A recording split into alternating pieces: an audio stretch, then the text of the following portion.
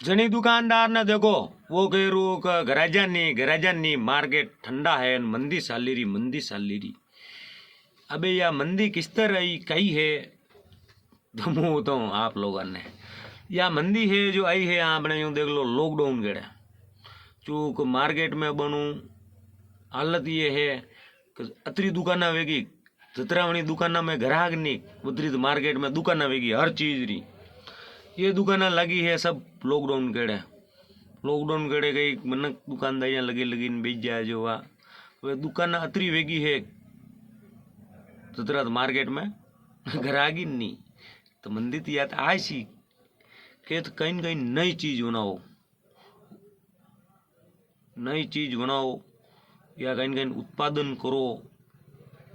तो या मंदी धीरे धीरे दूर होगा। बाकी तो मंदी यूँ देख लो दन सवा या वधीरी है और महंगारत दन सवा वधीरी है। सोना चांदी रा भाव देखी लो बानू दन सवा वधी रही है कम व्यवहार तो कहीं नाम नहीं अन्य बात रे मंदी भी या धीरे धीरे वधी रही है कि कर कम व्यवहार कहीं नाम नहीं तो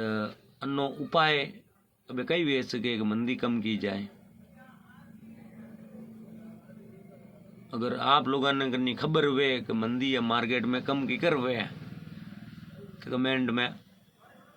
मनी बता दी और कहीं बात सही हुए अगर दुकानदार ने या बात सही लागती हुए हाँ सही बात है तो ही कमेंट करियो ठीक है।